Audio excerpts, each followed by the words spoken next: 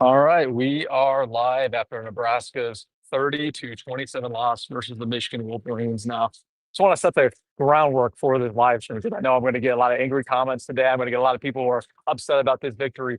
We're going to be very rational, right? This was not incredibly surprising. I predicted. Okay. Oh, good game. Appreciate it, man. Appreciate it. Thanks, Tim. Yes, sir. Anyways, not too surprising of a loss, but again, there's a lot of things that we can take away from this, particularly on the offensive line, particularly with this defense, particularly with this coaching staff, particularly with the preparation.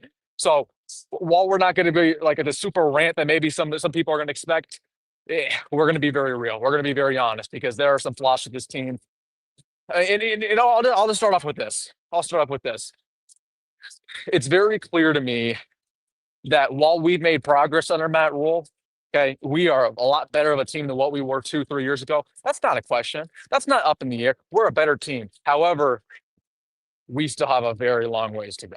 Okay, so all the people saying, oh, this was going to be the playoff year. This is going to be 10 wins. It was going to be this, that, and third. I mean, this is a wake-up call to a lot of people, right? Again, we're going to be a fine team. And the team that you saw today probably won't happen ever again because we're going to improve in this bye week. The offensive line is going to get better. We'll have a conversation. The defensive line is going to get better. But it's clear to me that Nebraska, they were not ready to win the big game. We have not made that step forward yet, okay? There are a lot of problems. This coaching staff has not proven that they can win the big game yet. Okay, so I know the whole narrative with Matt Rhule says he's a developmental head coach. What's his record against ranked teams, whether that was at Temple, Baylor, or Nebraska, right? Kind of proved itself again. So I'm not here to point the finger. I'm not surprised. I told you guys yesterday that I predicted Nebraska to lose. I predicted Nebraska to lose in a very close one. We predicted for us to lose by 3. We lost by 3. Okay. So I know there's a lot of Nebraska pride, a lot of Nebraska fans were a lot more mad about this loss because they were predicting reckless victories, other YouTubers, right? Again, it is what it is. And when you go to the reason why we lost this football game, and I think honestly the score was a lot more close than maybe what it should have been. Okay, we had that Hail Mary at the end of the half, which was awesome, right? It's awesome to get a Hail Mary. It's awesome to again have that game tied going into the third quarter. But this was not a 3-score game, right? This was one of those games where Michigan dominated from every single time they did the football. They were more physical on the offensive line, more physical on the defensive line. That's why they won. They won the trenches, and they were the team that made the least mistakes. They had one fumble very early on. Bryce Underwood. They gave us life. That was awesome. But other than that, they looked like the better coach team, and they looked like the team that wanted to win more. Okay, again, it's very clear to me. And whenever Nebraska's in these big games, for whatever reason, we look unprepared. We looked unprepared to start the ball game. We had a great opening drive. Go back to it. We went down the field easily. We're inside the 5. Guess what happened? Went for on 4th down, didn't get it, no points, right? Next time we touch football, we go down all the way once again, miss the field goal. So all these missed opportunities adds up. And when you can't win the battle of the trenches, and when you're not very prepared from a coaching staff standpoint, and when your head coach is too busy on the Pat McAfee show and making his own podcast, like, okay, I'm not going to be that guy, but still. It irritates me. All that adds up. It irritates me. Okay. This was one of those games where we will look back on for years and say it was another huge missed opportunity. Okay. I'm tired of having this conversation. We had this conversation on our live stream when we lost to Ohio State. Okay. We had a great opportunity to win. But once again, Nebraska can't win the big game. We are what's our losing streak against ranked teams now? 28-game losing streak. It's unbelievable. And I know there's going to be people in the comment section. I get it every day. People go in the comment section and they say, well, Wilson, we're making so much progress. We're just so close. We're so close. We're finally going to get above the hump one day. Okay, we're not doing that here because that's not the mindset. That's not the mindset. Okay, it's win or bust. That's really what it is. It's win or bust. So, sorry, these people. Let's see. I got a super chat here. Sorry. We have a lot of comments. I'll get to the comments. I'm trying to compile my thoughts. I'm trying to walk back to my car as quickly as possible here. Trying to pull up the super chat. Sorry, hold on. Dude, these people outside the stadium are absolutely ridiculous. Drunk. I've never seen the crowd this drunk today, bro. These people, unbelievable. Okay, how do we address the offensive line play? Let's rip the Band-Aid off. Let's have a conversation about it right now. I think that was what was most shocking to me. I didn't expect Nebraska to dominate them from an offensive line standpoint, but I thought our offensive line would play decent. Okay, I thought our tackles would play decent. I thought our guards would play decent. It was an all-around failure. And don't get me wrong. The tackles were a lot worse than the guards, but Rocco Spiller gave him a sack very early on the ball game. Justin Emmett got manhandled. And then, we got to talk about Teddy Prohaska. Teddy Prohaska, he got to go in retirement at this point. He has got to go into retirement. He gave up, I want to say, 3 sacks on the day. Gunnar Gutula gave up 2 sacks. They put Elijah Pritchett on the very next drive. And guess what Elijah Pritchett does on his first snap of the ball game? Commits a false start. Shocker, right? I mean, we just have such a huge problem with his offensive line. And I mean, there's 2 things I would blame. Number one, I don't know what we were doing in the transfer portal. The fact that we literally only got two offensive linemen in the transfer portal. One was Rocco Spindler, and that was a great addition. He didn't have the best game today, but he still had a good season. And then you Brian Pritchett, who is a huge red flag, huge question mark, had all these off the field issues. He broke the law multiple times at Bama. He was a terrible player, and it's like, oh, we're going to fix him. And then we brought nobody else in, right? We missed on Falili Famoa. We missed out on Nyziah World. We missed out on the other Michigan guard who was in the portal. Okay, we missed out on so many offensive linemen, but oh, we got all these wide receivers, right? And oh, we brought in, all these unproven guys. So we didn't get enough guys in the portal clearly on the offensive line. And number 2, I mean, you guys got to go back to Donovan Raiola. It's very clear to me that I'm not going to completely overact about Nebraska's offensive line. And it's clear they're a top 30 unit, top 40 unit. But when you play against Michigan, a team that consistently wins about the trenches, you got to play up to them. Okay. So Donovan Raiola, he's a good enough. He's good. He's not great. And he's never going to be great. So we're never going to have a great offensive line. Okay, it's egregious to me, though. I mean, that's really what lost the ballgame. If our defensive line didn't lose the ballgame, sure, our defensive line was terrible today. That's that shouldn't be a shocker to anybody. We gave up multiple big chunk plays on the ground.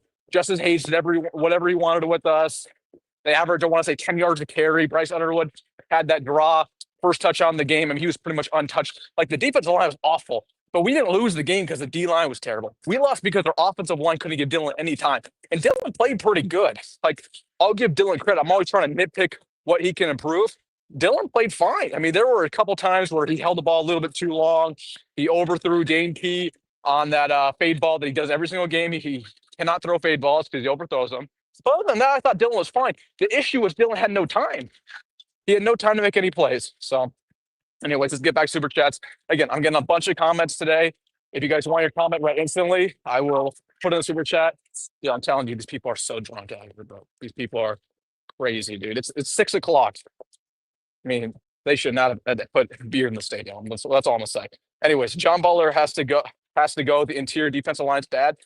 It's not John Butler's fault. It's Terry Braden's fault. Okay, it's the fact that we let Terrence Knighton walk and go to Penn or go to Florida State. We brought in Terry Braden, and Terry Braden's been doing nothing since he got hired here. Clearly, he's definitely not recruiting. So what are you doing if you're not recruiting? I don't know. Okay, not doing much. Offensive line, defensive line. Yeah, exactly, man. Exactly. And we'll get into the other positional groups too. We'll get to the, I mean, I thought honestly, and the media won't talk about this, but Emmett Johnson didn't do much today. And clearly, again, the offensive line, they weren't creating too many holes for him. But Emmett averaged, 3 yards a carry? And this is what I told you guys throughout the offseason. Like, I think Emmett's a really good running back. But it's very similar to the rest of this team. Do you want good or do you want great? He's not a top 5 running back in this conference. He's not a top 20 running back in college football. I mean, to the people who thought that, like, I don't know what you're looking at. Okay, we've had top running backs here. We've had a history of top running backs, whether it was, you go back to Amir Abdullah, you go back to the 90s babies. We've had a history of having great running back play, but people look at Emmett and they said, oh, he was a top 10 guy. Come on. And not to blame Emmett, but I mean, when you want to beat ranked teams, you got to have a spectacular performance. You can't just have average, and he was average. I was really disappointed, even in our wide receiver play, right? Where, yes, the big problem was Dylan never had any time in pocket. That was the problem. But I mean, even Dane Key was not getting enough separation. You go to Nyziah, he had one catch? He had that one touchdown ball where he went out of bounds. That was completely foolish. Okay, when you're a veteran wide receiver, you have to know where you are on the field. And for him to go out of bounds and have that touchdown be called back, that's unbelievable, right? That just can't happen at all. I thought Luke Lindenmeyer struggled again today. He had a couple nice plays here and there, but missing blocks, right? Again, the team was good today in a lot of aspects, but you need to be great to beat Michigan, and we were not great anywhere. There was not a player on this team that's great today. I mean, I'll even go to the secondary. I thought the secondary was terrible. Okay, you go to Andrew Marshall very early on the ball game, first quarter. What did Andrew Marshall do? Missed a very key tackle, gave up a third down conversion. Then later on the ball game, Andrew Marshall got burnt on a go route. Lucky that Bryce Underwood barely overthrew the football on his drop. Andrew Marshall had a very tough day. So yes, our secondary actually, I mean, they still, I think only think Bryce Underwood only ended up throwing for, I want to say, 120, 130 yards. So that's a success in and of itself, but still. Okay, when we needed the big stop on defense, could we get it? Absolutely not, right? That's the issue. That's the issue. Special teams, and I'm not shocked. I'm not shocked that Kyle Kinane missed that field goal very early on. It'll happen, but man, again, in games like this, you can't miss field goals. And in games like this, when you're inside the red zone on the first drive of the game, okay. By the way, what was that play call? I don't hate that Dana Holgorsen went for it. I actually really wanted him to go for it. It was going to 4th down to 2. When you're playing a big team, you got to be aggressive. But you got to have better play calls now. They were trying to be too fancy with the Andy Reid play call, fakes the tight end over the middle. Like, okay, what are we doing? What are we doing?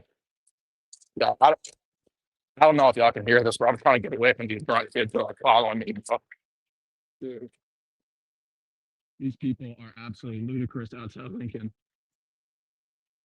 I'm telling you, like, I really like the older fan base for Nebraska football. Very respectful, but these older and these younger guys, dude. I mean, I'm telling you, I could have a conversation on that another day. The crowd was absolutely drunk today. I was not expecting that. Let's get to this one. If we would have kicked that field goal at the beginning of the game, it would have been 30-30, and we would have gone to overtime. Again, it's a lot of woulda, coulda, shoulda, right? Yeah, but what if we didn't get that Hail Mary, right? Or what if Michigan didn't have that? Michigan didn't. Michigan made a lot of mistakes that we're not going to talk about. Michigan had a lot of time management mistakes, a lot of silly things that wouldn't have happened if they didn't have their actual head coach, right? So again, it's all woulda, coulda, shoulda. Oh, we had that field goal. Yeah, we probably wouldn't have had a lot of things that would have happened if we ended up getting that. So again, I hate stuff like that. It's like, oh, the field goal ended up mattering. Like, no, it probably didn't, because we didn't know how the game would have went if we ended up making that field goal. Circumstances would have changed. Okay. We should have won this game. Luke Lindenmeyer should have got that first down. I don't think we should have won the game. Again, and then let's just have this conversation. Okay. And I can say this now that I'm not surrounded by a million people everywhere. When you watch today's game today, and I want you to respond to this. Okay. Again, I told you guys I'm not going to rant today because I expected this. I expected us to lose in a close one. It's not hard to predict, right? I'm not going to sit and pat myself on the back. But at the end of the day, I'm not gonna sit here and rant like maybe some other YouTubers will. But I mean, let's have this conversation right now. When you watched today, did you believe that Nebraska was talented enough to beat Michigan? Okay. From an offensive line standpoint, defensive line standpoint, did you believe that Nebraska had the horses to beat a top 25 team? Because it was very clear to me early on in the ball game that Michigan not only was more talented, but was a better coach and was executing at a higher level. That was very clear to me. Okay. And that's my problem right now. I think Nebraska has a very good team, but we're just not great. And that should tell your expectation for the rest of the year. But again, it's just, I feel like Brian Kelly, we're sitting here every year talking about the same things that we need to improve. We need to dominate the battle of trenches. We need to have better red zone efficiency. We can't, we need to be clutch down the line. We're talking about the same stuff and we never, ever improve. Never. Okay. It's disappointing. It's frustrating. And you can point the finger at whoever you want. I'm just going to point the finger at the coaching staff. Okay. Because at the end of the day, the coaching staff, I think they've done a good enough job with this talent. They've done a good enough job developing these players. But at the exact same time, the whole thing that we heard from Baylor fans and Temple fans when we hired Matt RHULE was he can never win the big game. Okay. And unfortunately, I told him at the time, I said, that might not be the case. He might actually win the big game here. It hasn't happened yet. We haven't won a big game under Matt RHULE at all. I mean, his best win was against Colorado, guys. So it's incredibly frustrating. It's incredibly frustrating. I mean, that's why I'm going to point the finger at the coaching staff. They've done a good enough job with this talent. But man, I mean, we looked unprepared very early on this ball game, and Michigan looked like they had a lot to play for.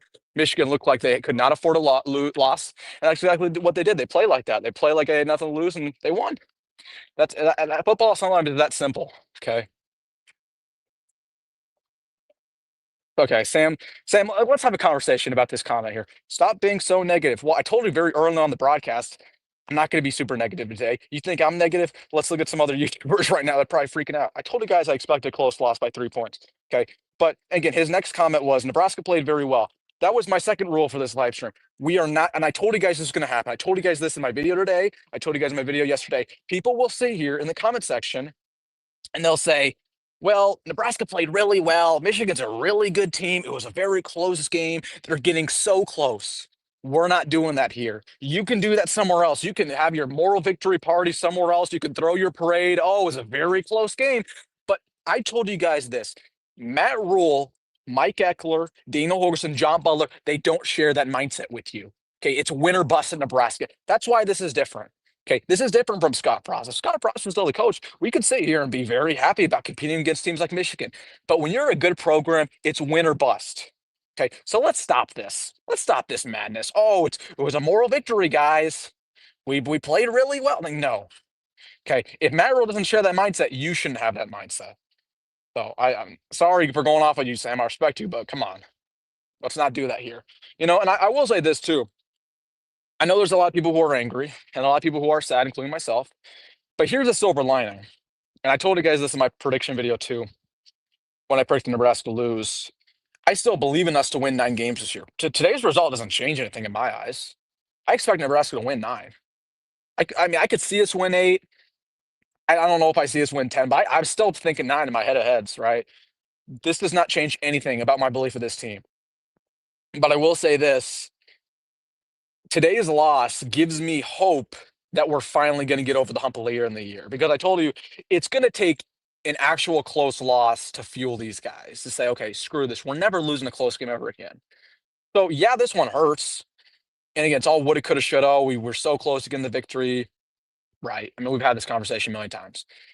But it's just going to take one loss in my mind to flip the switch and say, screw this. We're never losing a close one again. So when we play USC down the line later in the year, it's going to be a close game. It's going to be at home. Very similar to this game. I think USC will be ranked. Who says that today's win, or excuse me, today's loss doesn't fuel us to say, okay, you know what, we're not losing that close game. Or maybe we'll compete against Penn State at a higher level because of this. So again, there's always things that we could take away from this game, but obviously it is disappointing. And again, it's clear to me the biggest takeaway I have from today is that our team's just not ready to compete against the best of the best. We're good enough to compete against, the Northwesterns and the Cincinnatis, and that's great, right? That's a step forward. That's better than what it was in previous years. I'm very confident this team's not going to lose a game they probably shouldn't this year, right? They will take care of the teams they should. That's an improvement. But have we made that jump to finally get that big win and say that we're back? No, no, and I don't think that's going to happen right now. But again, there's a lot of season left, a lot of season left. So yeah, that's what I'll say there. All right, getting back to the super chats here. Again, if you guys want your comment read instantly, we're getting a lot of comments put in the super chat. We still have a lot to talk about. Oh gosh, I just thought a couple things we had to get to. Run defense, beyond pathetic. I mean, Troy, are you shocked? Are you shocked? And this is my thing, and I'll go. And this is my thing about Matt Rule too. I just wish Matt Rule is more honest about everything.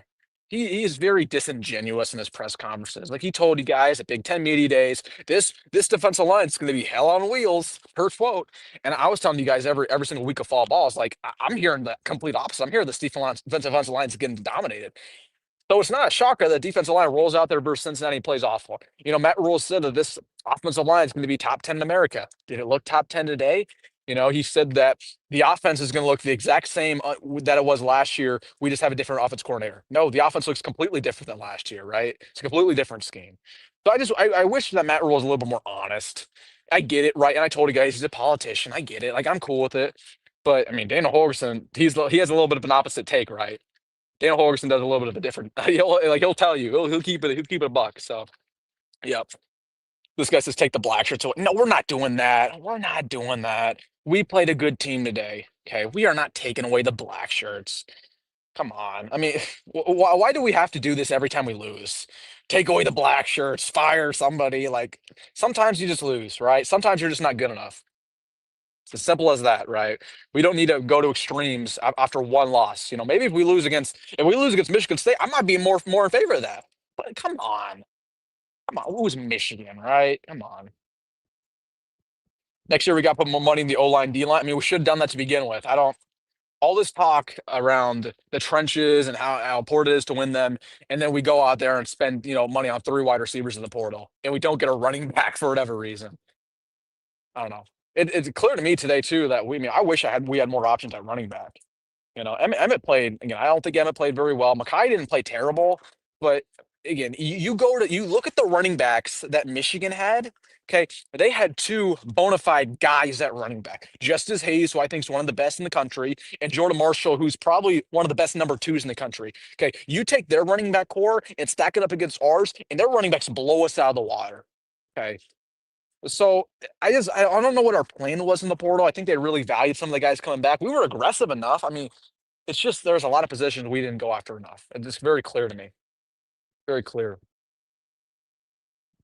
What do you think about Matt Rule's new podcasting, interviewing celebrities versus coaching, versus focusing on football? Yeah, I mean, I knew I was going to get this comment right. I mean, I told you guys with the podcasting, it's all fun and games until we lose, and then people are going to start throwing shots at it, right? People are going to start complaining, "Oh, Matt Rule shouldn't be on podcasting." Like, I mean, I'll tell you this right now. I told you guys that I don't think Matt Rule should be doing a podcast during the season. He can do a podcast starting February. I don't care. He can do a podcast during July. I just think it's weird, and I understand there's benefits when it comes to recruiting. There definitely are, right? To have a podcast, to be on Pat McAfee, there are benefits.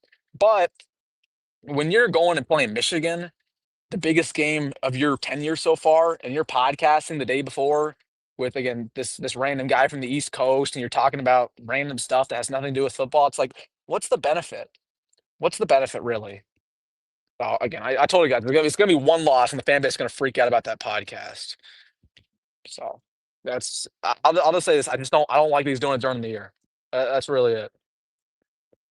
Sam says we embarrass ourselves so many top 10 recruits. Yeah, again, that's something I was thinking about too, man. Like there are levels to this loss. We went all in on this game. We were talking crap during the off season. We brought in every recruit known to man. We had the number one recruit in the class of 2027 here, Kennedy Brown. We had a bunch of five stars. And if we won this game, ooh, it would have gone a long way. But if we lost on national television with everybody watching, yeah, it's another embarrassment for this program. Okay. So when you go all in, you got to expect to win. And we went all in and we lost, which is not too shocking for anybody involved. Judy says, I see a lot of growth. I'm proud of them. Again, Judy, why are we doing this mindset, Judy? Okay. I mean, that's fine in the Scott Frost era because Scott Frost lost a lot of ball games. Okay. But when you're trying to win, you should never have the mindset, oh, it was a close game. We should celebrate that. No, we shouldn't because we should be better. We should win these games. Okay. So again, if we were a garbage program, if we were win 4 games a year, yeah, we can have that mindset. We can say, "Oh, I'm just happy we're competing. We're getting better." But we're expecting to win 9 games this year. Okay, it's win or bust. And Matt Rule said that the other day. He said, "We're not doing more victories anymore." So why is the fan base still on it? That's my question. That's my question. Coach Prime has a talk show podcast with Roski, and he interviews celebrities. Yeah, guess what Coach Prime's doing this year? He's losing. He sucks. Okay, we shouldn't be copying Coach Prime and what he's doing because his program's going to shambles. That's a weird comment. A weird comment. I think Nebraska played reasonably well. I mean, there are some things I was impressed with, right, from time to time. I thought Dylan had a good performance, but the problem was Dylan could never have any time in the pocket. I thought, you know, our secondary besides Andrew Marshall played pretty well. Our linebackers, I thought, had a good game. Deshaun McCullough had a good game. Archie looked great, right? I mean, there's some good things to take away from this performance, but and what I'm gonna rewatch this game tonight. I can guarantee when I rewatch this game, I'm gonna sit to myself and say, how in the world was Nebraska within 3 points? Okay, this was not a one-score game. It shouldn't have been. Okay, if we didn't get the Hail Mary, if we didn't have a lot of things go our way, okay, we probably would have lost by 3 scores. Okay. I mean, that's just the truth. We had a lot of things go our way. Okay, Michigan dominated us in a lot of aspects. So, I mean, I'd say there's some pros to this game, right? There's some good things to take away, but there's a lot of bad too. We need to talk about that. We need to be honest.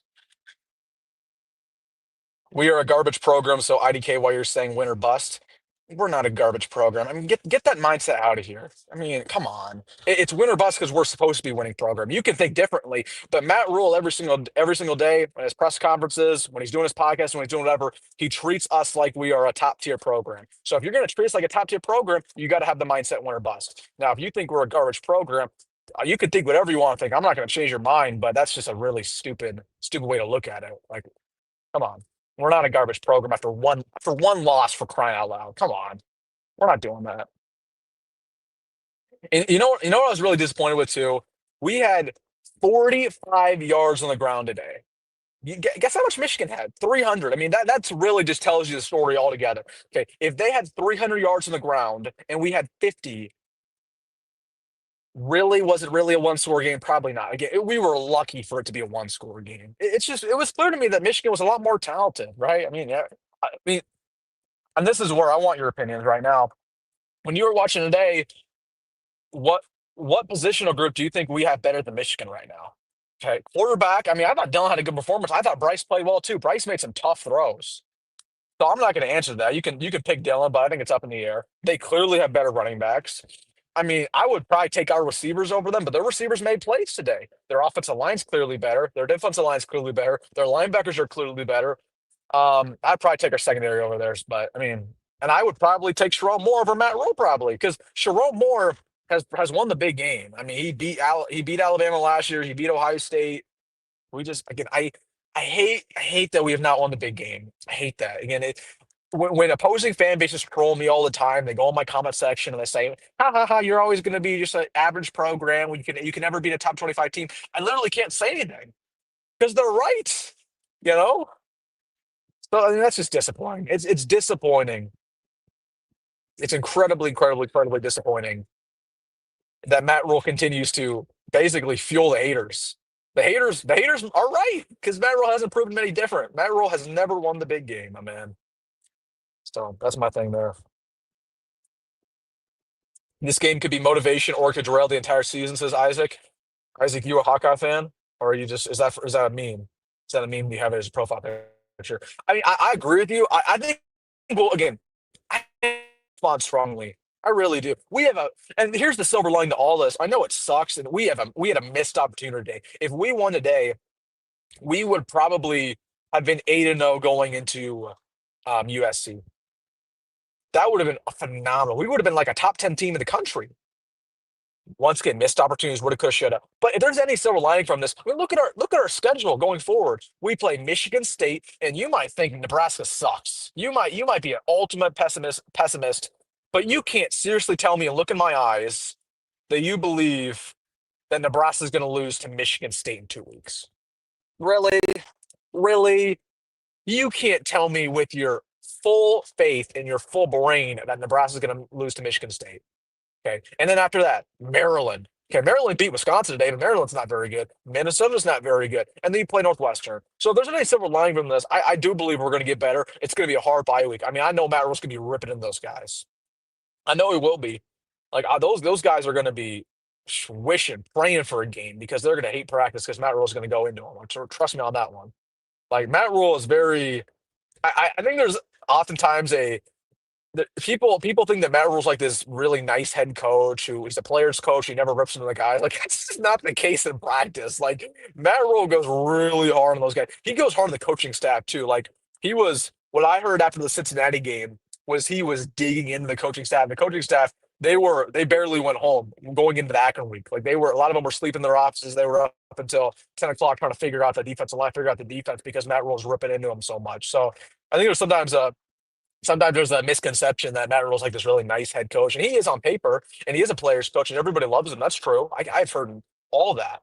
But Matt Rule will get into him. He'll dig into him a lot too. I mean, that's just really what it is. So, yes, we should have kept Tony White.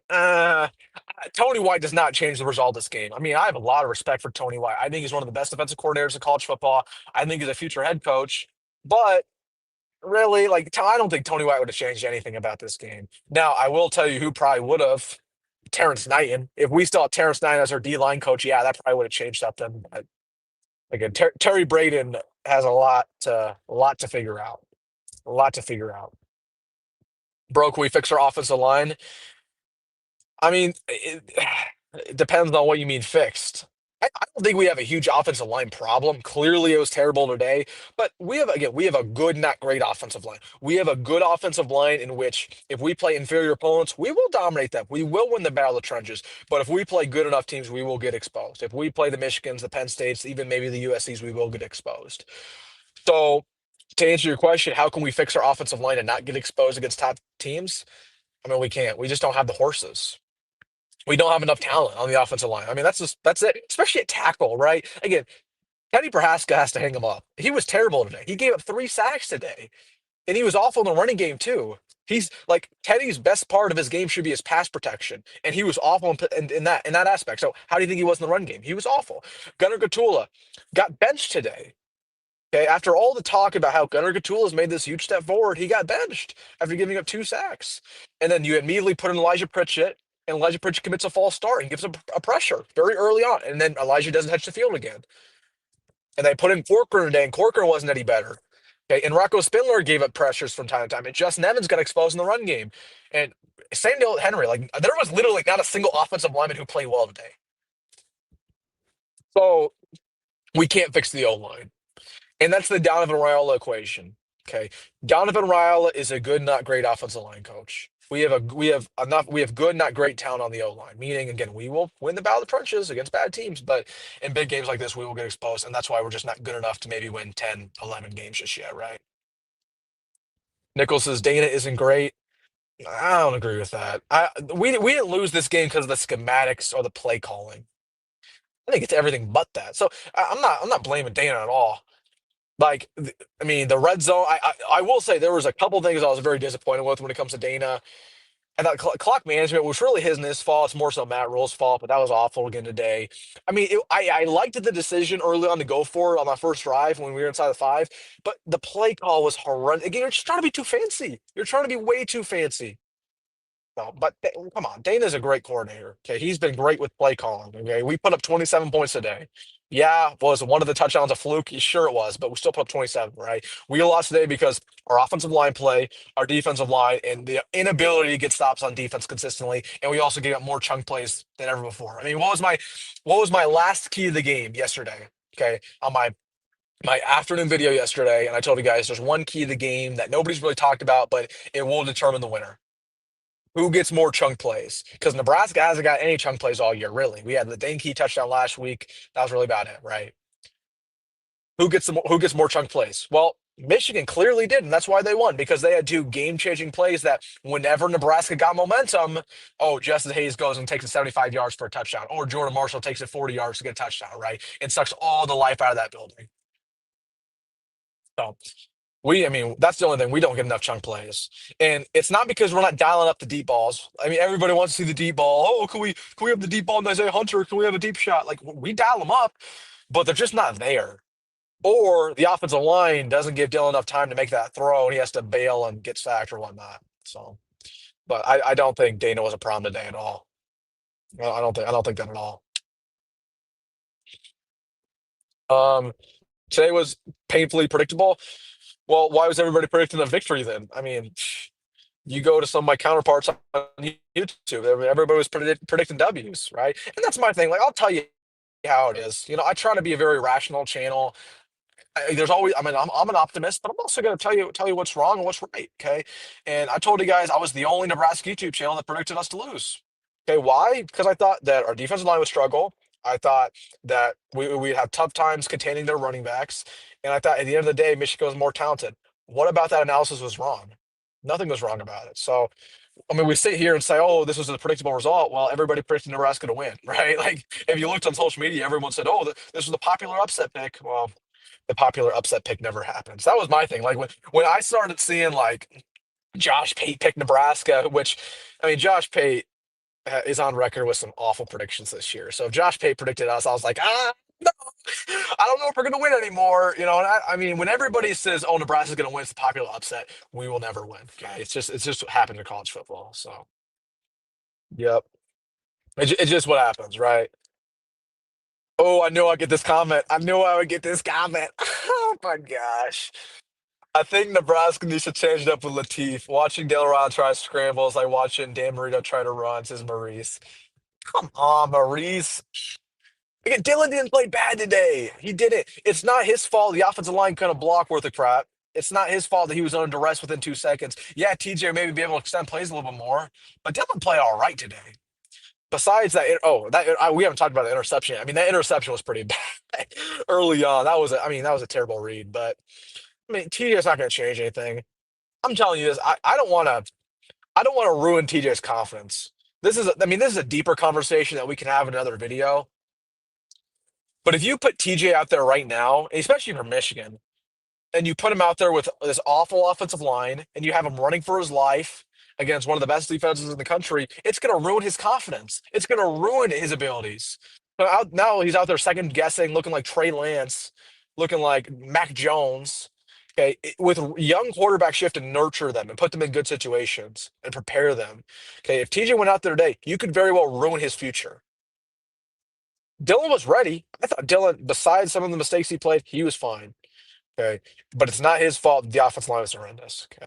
Again, and I say this as a big believer of TJ, but TJ's just not ready. He's just not. Everybody knows that. Okay. He's not ready. How much does this loss affect recruiting? It hurts more than you would know. It hurts a lot. I mean, it's not a huge deal breaker, but I mean, it's players want to win, man. And when you have this many five-star recruits on campus to see us take a huge L, yeah, I mean, it's bad. It's real bad. Real bad. And to all the people who are like, oh, we should flip Tyne Davis and flip Mikhail Blade and all these Michigan defensive linemen, yeah, that's not happening anymore. That's not happening anymore. If Michigan's wide receivers caught the ball, it wouldn't even been close. Again, I thought we were very lucky in this game. Again, we had some good aspects of the game, but again, if we weren't for the Hail Mary, if it weren't for Michigan having terrible clock management, if it weren't for some of their lapses on defense, like this, they would have won by two or three scores. So again, I understand people are going to go in there and say, "Oh, it was a close game." We're going to be very happy about that. But again, it shouldn't have been a close game. They should have knocked us out from the very get go. Coach, man, Michigan fan, what up, man? I got respect. You got the victory. Respect. Again, I got love for Michigan fans. I like Michigan. I really do. Like, I have no hatred for them. I grew up rooting for Michigan in the big game against Ohio State. Again, like growing up, I never liked Ohio State, never liked Michigan State, never liked Penn State. I was kind of rooting for Michigan a little bit. So I got respect for Michigan fans. And also because Michigan fans are kind of similar to us in a lot of aspects. So he says, you won't see another D line like that for the rest of the year. Y'all will be fine. I mean, I don't necessarily agree. I mean, you guys got a stud defensive line. Don't get me wrong, but when we go over to College Station, or it's not be College Station, we go to State College and we play Penn State. When we play Iowa at home, we'll see some good defensive lines. But yeah, you guys got a heck of a D line. I'll give you guys credit for sure, for sure. Yeah, good point. Trojan Dale, we got a USC fan in here. Man, I'm excited to play you. I'm excited to play you in Lincoln, USC fan. I hope you're going to be here because I will say this: while we lost a ranked game today, I don't think we'll lose a ranked game against you. That's what I'm saying. That's what I'm saying. But he says you guys lost because of the O line missed tackles and run defense. Yep, and yeah, we missed a lot of tackles today. Again, whether it was Andrew Marshall missed a couple tackles. I thought Williams Nwaneri had a tough game. Like Williams is so one dimensional. This is why. I don't think Williams is good enough to start yet. And Williams clearly isn't an everyday type of defensive lineman because Williams is really good in the pass rush. He can get to the quarterback. He got a nice little swim move. He's very athletic. But I don't know what you guys saw today, but Williams Nwaneri got exposed in the run game, man. They were going right at him. He couldn't contain anybody. Oh yeah. And we missed a lot of tackles. That for the coaching staff a lot. And that was a huge issue. I mean, that was a big issue in fall ball. We had that conversation a lot in fall ball that we can never for whatever reason we can never tackle anybody. So it is what it is. Why did Ives not see the field? Good question. I mean, I would have liked to see Ives. I thought again, it wasn't a huge deal breaker because again, I thought the offensive line wasn't creating very big holes anyways. Um, yeah, I was surprised we didn't see Ives, but I thought Mekhi played all right. I mean, that wasn't a deal breaker. I wish Malcolm Hartzog played though. That was an issue. I heard that last night because the expectation was that Malcolm Hartzog was going to play. We missed him today. We really did miss Malcolm. Um, because the expectation was him to play. He was supposedly healthy, and then what happened on Thursday is he did not practice at all. He re-aggravated his injury, and I heard about it yesterday. And I was like, I don't know if I want to report this because like I don't know if he's going to play or not. But Malcolm Hartzog didn't end up going, so that hurt us. That hurt us a lot. But really missing Butler, Prince, and Bayer. I agree with you. Yeah. Yeah, I agree. I mean, I tweeted this out the other day. Like, why did Jamari Butler go to LSU? But he has like one tackle on the year. Like, I mean, he just wasted his career for no reason. He could have been a starter here. Yeah, I mean, we should not let him go. I mean, yeah, I don't really miss Mekhi Bayer. I think our linebackers are playing fine. But yeah, Princewell, we miss Princewell, man. Yeah. Jacory breakout game. Nah, Jacory's been we knew Jacory's been that guy for a while. We knew he's been that guy for a while. I knew Ives wouldn't play. Coaches don't trust him. He was in a couple of times. I don't know why the coaching staff trusts Mekhi Nelson more than him. I mean, if Quinton Ives is what a third-year player and the coaching staff doesn't trust him, but they trust Mekhi Nelson over him, like okay, that I don't know what that says a lot about, but I think that says a lot about Quinton Ives and his abilities. I'm sick of Michigan doing the cornying celebration. Yeah, bro. I mean, that's a kind of iconic. I'm not gonna lie. I'm not gonna lie. I would hate on it, but hey, man, it's kind of cool. It's kind of cool, Sally. At the end of the day, man, if we want to stop these teams mocking us, you just gotta win. You gotta win. You can shut them up. So yeah, they always get the last word on us, but it's because they win and we lose. My man Jackson, again, we're getting a lot of comments. If you guys want to comment right instantly, put in the super chat. He says, yes, some of the plays Dylan made were his fault, but look how the line did right when Dylan catches the ball. Dylan's run for his life the moment he catches the ball. Yeah, exactly, right. Again, we could sit here and microanalyze Dylan with the interception. He had made some bad reads, and maybe he held on to the ball a little bit too long. That was a little bit of an issue, but we did not lose this game because of Dylan. We did not lose this game because of Dana. We lost this game because very simply, sometimes we just overanalyze football. Very simply, our offensive line is not talented enough and it's not coached well enough. Very clear. Same deal with the D line. If anything, it's to a higher extent on the D line. Okay, we are not coached well enough on the D line. Terry Braden has done a horrific job since he got here. Okay, like at some point, when are we going to start judging him? Right? I know it's people will give me the excuse. Well, it's only been one game, two games, three games. When are we going to finally sit down and say maybe Terry Brain just isn't a very good coach? Like, but when is that conversation coming? I think it's pretty real. I think it's pretty real. Seven sacks isn't on the only on the O line. I mean, you're right. You're right. Again, that was an issue with Dylan. Again, Dylan, there were too many times where Dylan would hold on the ball for way too long. He tried to make something happen and he gets sacked. I don't think Dylan threw the ball away like once today. Dylan maybe threw it away once or two times. Like Dylan barely threw the ball away. When he was under pressure, he'd either take a sack or he throw the ball harm's way, which is not shocking because he did the exact same thing last year, right? I mean, that was the big issue with Dylan, where when he's not under pressure, he's awesome. He can pick apart a defense, but when they start going after him, yeah, it's a big issue. So yeah, but I agree with you, Dylan. That's the only thing about Dylan. He held on the ball way too long, way too long. My man Steve, he says it was a good game to watch. We could have given up a few times, but we came back. Yeah, I mean, I agree with you, right? I mean, that was nice. That was nice. Again, we were down 10-0 early. We obviously had a lot of things go against us. It was nice that we kept fighting, right? The mental fortitude of this team is a lot better than what it was in the past. But I mean, still, again, I don't want to sit here and celebrate a more victory and celebrate it being close, right? Because it's very clear to me that this team is a very far ways away, right? Still. Ooh, here we go, Colby. You ripped the band-aid off. He says Rule ain't the guy, not calling for him to be fired or even next year, but he won't be regardless. But I feel in my bones, this coach has a ceiling and it's well short of elite. I mean, I agree with you, Colby, with this aspect. I don't agree we should fire him, but I've said this for a long time where I think Matt Rule's a really good head coach. Okay, I think he's good enough to transform programs, to rebuild programs, to make you stable. But in my mind, he's kind of like a Bo Pelini in a way where the best case scenario with Matt Rule is that he's a consistent 8-9 win team, right? It's pretty good. But the same deal with Bo, but the same deal here. Like, will we ever be able to compete with the top teams consistently with Matt? I don't know if I have that answer. Okay. And I don't think anybody has that answer clearly. Got a super chat again. If you guys want to comment right instantly, put in the super chat. I hate the loss, but the Hail Mary was amazing. Yeah, that was cool. I was at the game and, I mean, people are going nuts, but I wish I could have heard that call by Brad Ness. I bet that was crazy, man. I'll have to rewatch that. People acting like the season's over, ridiculous. Yeah, I mean, there are issues with this team, but I mean, still, like, this should calm you down. Our next four games are Michigan State, Maryland, Minnesota, Northwestern. There is a very real possibility, dare I say probable, that going into USC, which is a night game at home, we will be 7-1. I repeat, it is a very real possibility going into USC. We will be 7-1 and probably very high, probably ranked pretty high. USC will probably also be ranked, and it'll be a big time game. So yeah, we lost today, but come on. If you were predicting for us to go undefeated, come on, were you really being serious? So this, if today's loss changes your mind about this team, and now you're predicting 6 or 7 wins instead of 9, I don't know what to tell you. I don't know what you were looking at. Okay.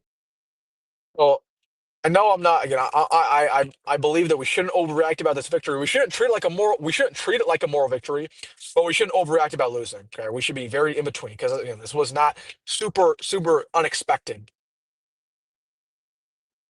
Not surprised by the outcome. Nebraska's program's not on par with Michigan. Uh, we shouldn't have ever treated like this game like it was. Michigan has won two. Well, they won a national championship a couple years ago, right? I almost said two. They've not won two national championships, but they won a national championship a couple years ago, right? Like they are a consistent winner. We should never act like we are on the same par as them, the same page, because we're not, which is not even close. John Butler's play calling was terrible. I don't agree with you. John Butler, from a schematic standpoint, is fine. It's just very simple to me. We gave up too many chunk plays, and our defensive line wasn't talented enough. That's it. I mean, that's it. And that'll happen when we were very aggressive defensively today. I don't know if you guys noticed, we dialed up a lot of blitzes. We were coming off the edge hot.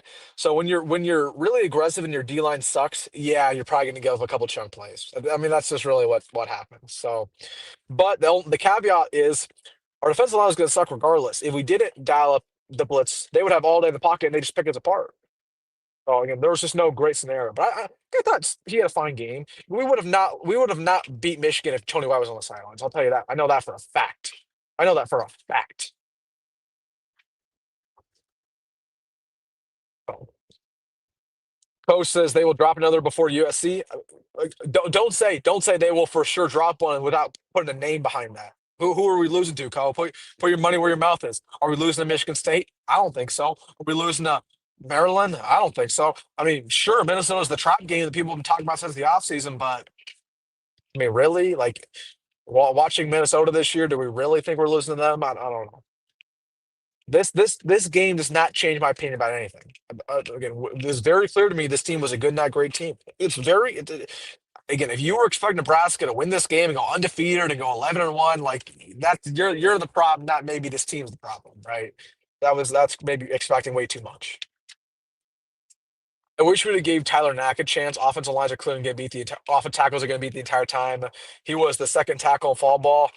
I mean, Tyler Knack's just not any good either. I mean, if Gunnar Gatula is getting ran through and they refuse to put in Tyler Knack, that tells you kind of everything you know about Tyler Knack. Like Tyler Knack's not very good, and that's why to me it was a massive red flag when they said to begin fall ball that Tyler Knack was the starting right tackle because Tyler Knack's not a good player at all. Like he's not good. He's not athletic. He is not. He's just not. He's not quality. He's not even a worthy starting Big Ten tackle. He wouldn't start at the majority of programs in the Power Four at all. Okay. So just hope we make a decent bowl game. That will happen. That will definitely happen. Okay. No question.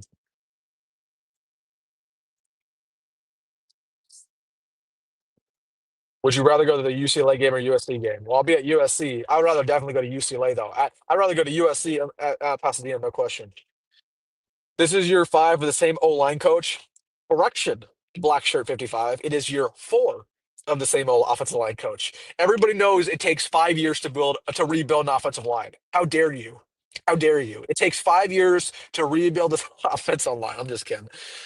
Isn't that funny though? People would say that with Scott Frost. They're like, it takes 5 years to build a program. Yeah, no. Again, Donnie's not great. We knew that though. Again, what about today was surprising to any of you guys? Like, what about today was? I mean, I'll tell you this. I was surprised the offensive line got 8 alive, but that was really about it. I mean, nothing else was too shocking. Nathan says 45-24 Minnesota. Nathan, have you watched Minnesota this year? I mean, they're terrible, man. They lost to Cal. Like, come on. We are not getting blown out by Minnesota. This guy says Michigan State and Maryland look nice.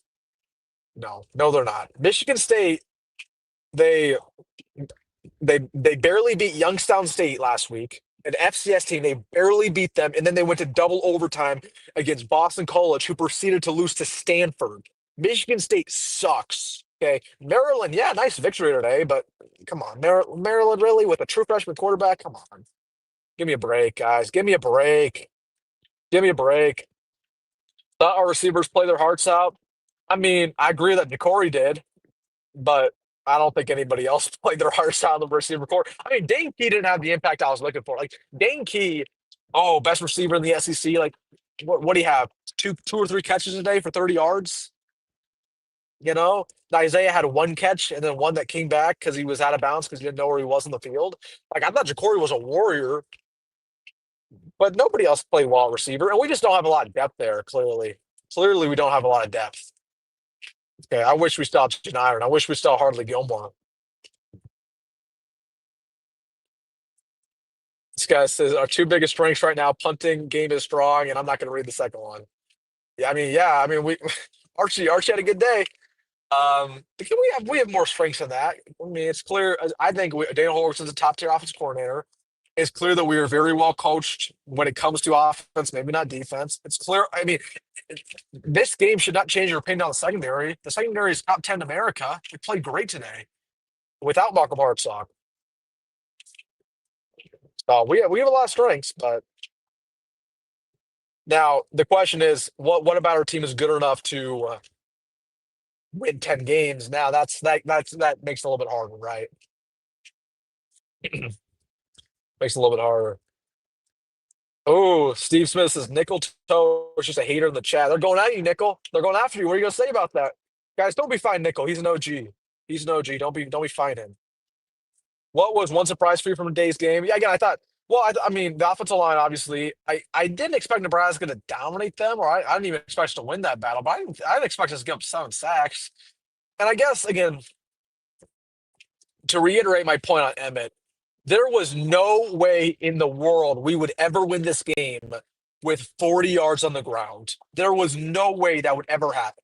If we ran for 40 yards, we would lose. And that's exactly what we did. We ran for 40 yards. Emmett never broke off a big play. He averaged, 3 yards a carry? So, I mean, that just was eye opening to me. The lack of running back play. I mean, it was just, again, I'm not blaming Emmett, but again, it's very clear when we go up against that level of running back play and talent, and Justice Hayes and Jordan Marshall, and you look at Emmett, that should you open your eyes and say, you know what, Emmett's a good running back, but come on, he is not great. He's not great. He's not great. And then the other surprise to me, I guess, um, I mean, it was all status quo. I mean, it wasn't shocking. I mean, that's why I'm not like freaking out like crazy, just because. I mean, anybody who watched Michigan play this year, watched Nebraska play this year, predicted this loss. It's very clear they have a tough running attack. We cannot stop the run. Okay, what happens when you play a team that's going to destroy you in the battle of the trenches and has two great running backs? You're going to lose unless team in football, which we're not. Oh man, we got a lot of random fans of Big Ten squads in here. We got Penn State in here. Penn State, get out of here. We'll see you week 13. We'll see you then. He says Mickey Mouse end of half touchdown. Penn State Sports Talk with your 20 subscribers. Get out of here, bud. Get out of here, bud. Mickey Mouse end of half touchdown. You can talk all the crap you want. We'll see you. You can talk crap on game week. Get out of my comment section in week 4 and focus on the teams you're playing. Because Penn State, I'll give you credit. You guys look good. You guys barely beat some of the squads on your schedule. You barely beat Nevada. You didn't cover versus Nova. Like, you guys got some issues too. You guys clearly don't live up to expectations. So get out of here, Penn State fan, with your 20 subscribers. With your 20 subscribers, buddy. You're a nobody. You're a nobody. And guess what? You guys you're gonna lose in the college football playoff like you always do. You'll get there and you'll have all your high expectations for them all to come crashing down. Poor Penn State. Hey, Penn State, we gave y'all the belt last time we played you too. Remember the last time we played you guys? Yeah, we gave you guys the belt. Okay, so don't come to my comment section talking about Penn State and Nebraska, because last time we played you guys, we whooped you. We whooped you. Wasn't close. So yeah, get out of here. Get out of here, bud. Okay, we have a winning streak against y'all. Pathetic. Pathetic, man. I can't deal with these other Big Ten fan bases. I can deal with Michigan fans. Like if you're a Michigan fan, you come in here, you're respectful. I'm cool with it. I respect Michigan. But if you're a Penn State fan talking crap, get out of here, bum. What happened to you? Okay, this guy. Okay, this guy's talking some crap. I don't even know what this guy's a fan of. Thank you for your super chat, though. He says, "What happened to you guys? Michigan gift you guys a touchdown, a field goal, and you guys still lost. High school team, Ohio State bet. We got Ohio State fan in here too. We don't even play y'all this year. Ohio State, y'all almost lost to us last year. Get out of here. Get out of here, bro. What are we doing? What are we doing? We got Ohio State fans, Penn State fans, Michigan fans, USC fans, UCLA fans, Iowa fans. Get out of here, man. Get out of here. Get out of here, man. Pathetic. Oh, this Penn State guy. Yo, shut up. Shut up, Penn State guy. Come on. With your 20 subs. You're a bomb, man. You're a bomb. You're a bomb. What have y'all proved? Nothing. Anyways, well, I'm not even responding to those guys. I'm not even responding to those guys anymore. You can talk into the abyss, Penn State sports talk, but I'm not responding to you anymore. I gave you all the spotlight you need. I made your day by responding to that comment, man. Gianova says, I went from 10-2 to 7-5. Matt Rule is a game day liability, and this team is weak on the line, so they suck 7-5. I mean, so let me get this straight. You originally expected us to win 10 games, now you expect seven. Why? Well, what about the last part surprising to you, though? You said Matt Rule's a game day liability. Did you think otherwise at the start of the year? Did you think that we were not going to be? Did you think that we were going to have a great offensive line, defensive line? Is that why you changed your prediction? Where were you tuned into? Like the offensive line. This is not a shocker that our D line got exposed today. I mean, maybe it was a little bit shocking that our O line was bad, but I don't know. Michigan is fine. 9 or 10 wins coming. I agree with you. I agree. Again, I still have nine. I still have nine. I still have nine. I'll tell you this right now. I mean, I'm 4-0 so far on my predictions this year. I think we're gonna win. We're gonna win out, but we're gonna lose to USC. We're gonna lose to the other team we play, and I don't even want to say it because I know that guy's in the comment section gonna talk crap. So this Ohio State fan says Michigan is trash and you lost to them. Hey, remind me. I have a poor memory. Remind me the last four times that Michigan Ohio State have played. I don't remember. Who won those games again? I don't remember. Who won in 2024? And who won in 2023? And who won in 2022? And who won in 2021? I don't remember. Please remind me. Yeah. Get out of here, bomb. Get out of here, bomb. Ohio State, man. It's crazy. Crazy, dude. Everybody likes to laugh at us. Everybody likes to laugh. I mean, this is how, I mean, this is a wake up call to a lot of Nebraska fans, though. This is how Big Ten schools treat us, man. This is how they think of us. They think we're a joke. And to be honest with you, they might not be wrong. I mean, we haven't ever been really that successful since we joined this conference, but you got to prove it on the field to get respect. You got to prove it on the field to get the respect of your superiors. It is what it is. As a Michigan fan, I miss old 90s Nebraska. I mean, I would say I miss it, but I wasn't alive for it. So, yeah. I mean, respect to you, Steven, though. Congrats on the victory today. Congrats on the victory. My man Brandon, I appreciate the super chat. Again, if you guys want your comment read instantly, put in the super chat. He says, to the Penn State guy, don't you have another close loss to attend from Michigan, Oregon, Ohio State? Yet another time the Nippy Lions rip defeat from the jaws of victory. Bro, that's too good. You said it better than I could, man. You know, they can never win the big game. That's all I'm gonna say. That's all I'm gonna say. They walked to the semifinals last year. Who they play again? They played SMU and they played Boise State to walk into the semifinals, and then they got PTA. Bell to butt, man. Come on. Penn State's a loser program. They've been a loser. They've been losing forever. Michigan cheated and scumbags. Come on.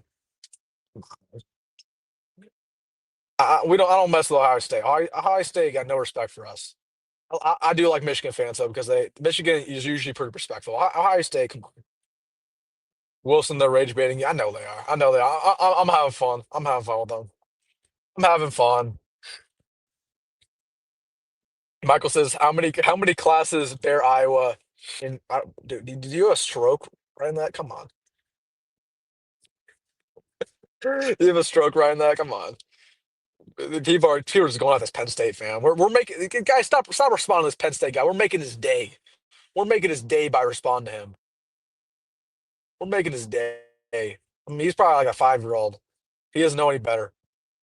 Close losses mean nothing. Moral victories are a joke. I mean, I told you all the exact same thing. I told you. We agreed. Agreed. Michigan has a 7-game win streak on Penn State. Exactly. Exactly. Get out of here, Penn State. You clearly don't know how to beat Michigan. Clearly. Penn State doesn't know how to beat anybody. They can't beat anybody worth anything. Oh, Penn State will beat Villanova. Yeah, cool.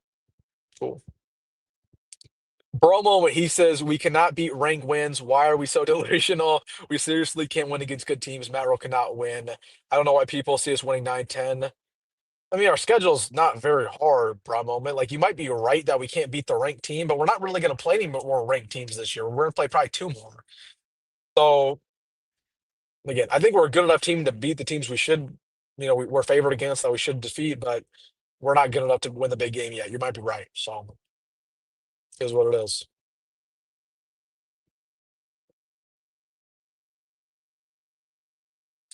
The only Trojan says, I wish we replaced that Michigan game to Ohio State game at home. We'll definitely beat Ohio State at home. I don't know about that. I don't know about that. But I cannot stand Ohio State. Cannot stand Ohio State. Not. Not. Yeah, this Penn State guy, we're making his day. So we can't respond to this Penn State guy anymore. We can't. I can't believe people are happy with going 9-3, and our biggest win is Iowa, and we'll still lose to 13-10 somehow. You might be right. You might be right. I mean, bro, moment. I think you're freaking out a little bit too much, though. Come on. I think you're freaking out too much. Yeah, we lost. Yeah, it sucks, but you're out here claiming Nebraska's going to win 7 games, and oh, we should freak out and fire everybody. That's the mindset, right? Like, come on. We can have that conversation if Nebraska loses, against Michigan State, but we lost the game that we weren't favored to win. We lost the game we were supposed to lose. So I don't get it. Night game we would have won. Come on, Grant. The night game wouldn't have changed anything. It wouldn't have changed anything.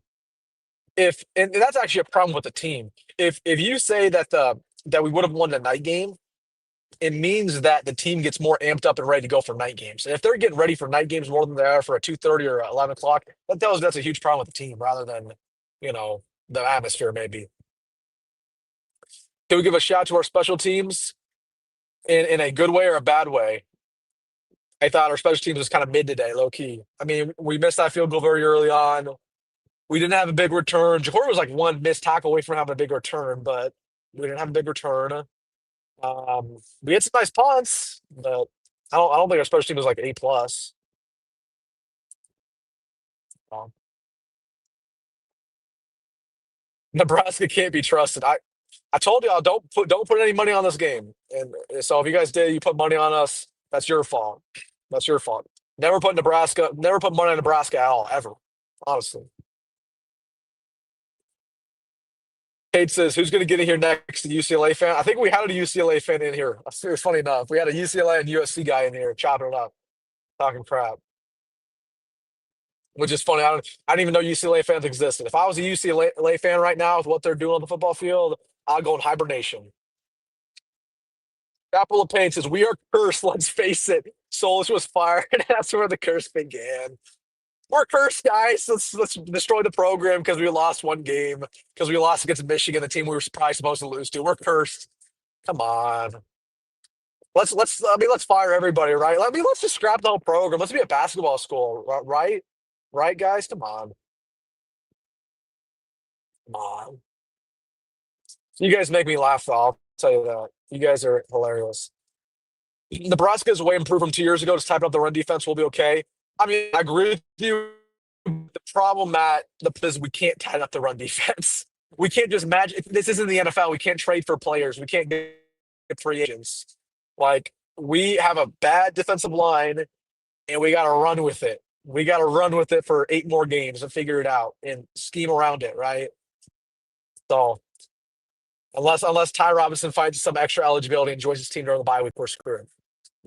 when it comes to the D line. Maybe not some other aspects, but it's not as simple as we can just tighten the run defense. Like it's we have an issue, and the thing about college football is that when you have a problem, your problem will persist. Very few times does it figure itself out over the course of the year, especially in this instance where I just don't believe we're talented enough on the D line. Don't believe we have enough horses, clearly. I keep putting stuff in the comment section, guys. We're going for about an hour. I'll go as long as you guys have stuff to talk about. I mean, we covered all the bases for the most part. Going back to some key players who I thought played really well. I mean, I thought Sear Wright had a really good game. People really are discussing that. Sear Wright missed like one tackle, but he had a good game. He was barely targeted. Desamacola had a nice performance. He was bad in the run game, but he had a couple pressures. He had a nice sack in there. Like an offensive line was anemic. Nobody played well in the O line.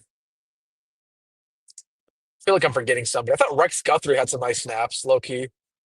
Thought Rex Guthrie might be a ball player. So, what Husker O lineman is a good player? I mean, none of them played well today, but I'd say Rocco has had a really good season so far. Linebackers aren't great either. I agree with you. I agree. I mean, again, I thought Deshaun had a decent performance, but I mean,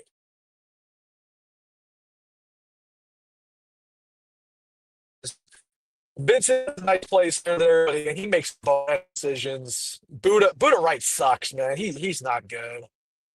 The Buddha Wright jump just never happened. There's never been the Buddha Wright breaking out moment. It's never happened. So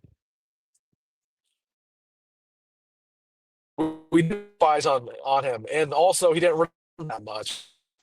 He had that one nice little draw that was a wide open touchdown. But other than that, like we didn't lose this game because Underwood was exploiting us through his legs. Like that wasn't like a huge problem. So pass pro is awful. Yep. I mean, they got exploited in every aspect. They got exploited in the run game too, right? I'm always wondering who's driving Wilson's car while he's streaming. It's my dad. My dad's very disappointed. No, he's not.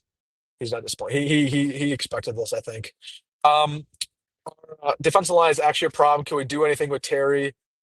Zero defensive line commits, and as soon as he takes over our D line, it tells our defensive line to lose weight. Yeah, I don't get it with him, man. I don't get it. But the problem is, I feel like I kind of want to make a video. I feel like I kind of want to make a video about Terry Braden, but I feel like people are going to say, "Oh, Wilson, you're overreacting. He's only been here for 4 games." Well, come on. Do you think we can hire away Zach Taylor? We don't want Zach Taylor. We don't want him. We do not want him. Wouldn't be surprised if Michigan State beats Nebraska. That's not happening. Come on. Dallas, it's been a minute, my man.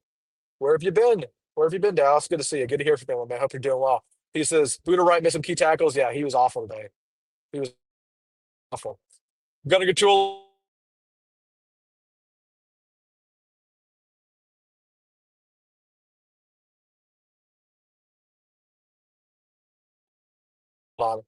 Why did my camera just go away? Anyways, we have to have a conversation about our left tackle starter. Like, is Gunnar Gatula start versus Michigan State?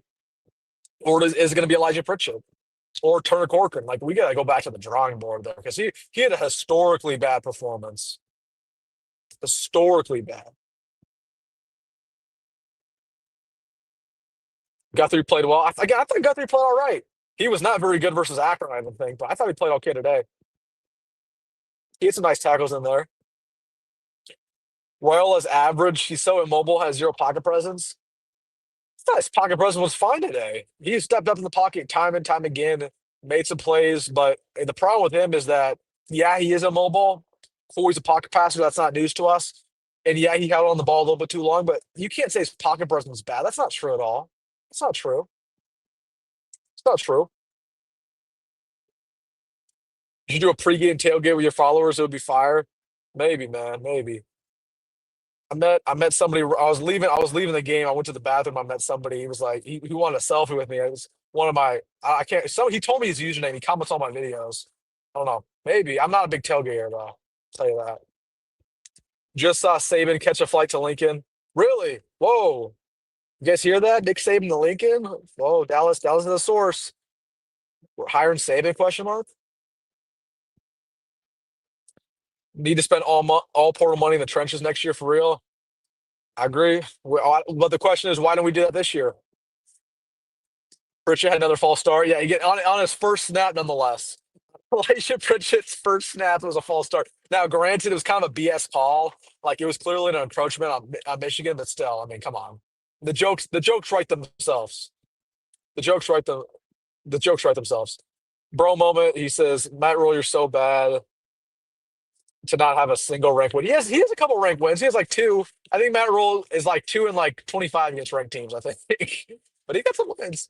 Bro moment, I think you're crashing out a little bit too much, my man. I think you're crashing out. It's not that deep. A lot of O linemen make initial contact, then it hold on. Then it's like they don't want to play with them. Or you get a stroke there, Ryan out Ross. He says so many times they shove off, but they don't stay engaged through the play. I mean, I clearly I just don't think our technique's very good in the offensive line. Clearly, I mean, again, they don't get burned off immediately. It's not like these guys are going right around them with a quick swim move, but it's just the technique is horrendous. And iron sharpens iron. I mean, when our offensive line, I think our offensive line has talent, but it's clear when these guys are competing against a horrific defensive line every single day in practice, they're not going to get much better because our D line's not giving them any push. So it is what it is. You think USC hangs 50 at Michigan State tonight? Probably, man. Michigan State's horrendous. All the people who say Michigan State's going to beat us. Yeah, watch that game. What 10? Was it 10 o'clock tonight? 9 o'clock tonight? Watch that game and see what happens. Michigan State sucks, dude. They're terrible. If Matt Rule keeps losing games, people are gonna get sick of him real fast. I mean, I agree with you, and that's my thing about Matt. He talks a lot of crap. He talks some crap. He's a very confident guy from the East Coast. I get it. All these podcasts, but yeah, I mean, the fan base will freak out on him pretty quickly. Yeah, you got to start winning, man. And it's winner bust. NBO says Dylan showed he's elite after his pick. He locked in. Yeah, again, I thought Dylan played all right. I don't think he's elite. I think that's a stretch. I think in order to be elite, you're a top 10 quarterback. I don't think Dylan's top 10. Um, he held the ball too long today. He never made that game changing play. But I thought Dylan played fine. But I think elite's definitely a stretch for sure. Him Leonard starting is the biggest mystery on the team. Dude, he has to have like some dirt on Matt Rule. Yes, he has some dirt. It's like Matt, you got to start me. He's terrible, dude. Cam Lenhart's terrible. He was on the milk card. Dane he was on the milk card today, man. Oh man, the jokes write themselves. Why didn't we see any? I want to see some Cade Petchock. Cade Petchock didn't play any snaps today. Like why? Cade's been good. Like why not give Cade some snaps at this point? We just need to start rotating guys in. 2017 us against Michigan State. Yeah, right. Was that my prediction? I don't remember. Was that my prediction that we were going to win 2017? It might have been. I could still see it. I mean, I could see Nebraska sleepwalk, but I will beat them. We'll beat them for sure. The backup quarterback is a true dual threat quarterback. You're right, but I mean, here's the thing with Nebraska fans: they never know what they want. Like when we had Adrian Martinez and he was a dual threat quarterback, the whole narrative was, "Oh, we need a pass first pro style quarterback." And then when we actually got one, it's like, "Oh, we need to go back to having a dual threat." It's like, what do you guys want? Well, I gotta open my drink. Cheers.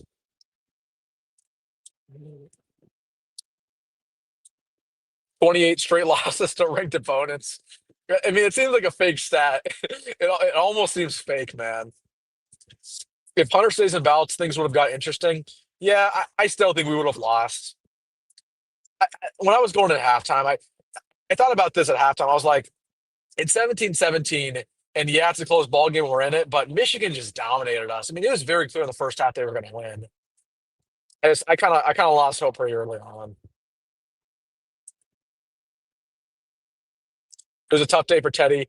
Yeah, he looked borderline unplayable out there.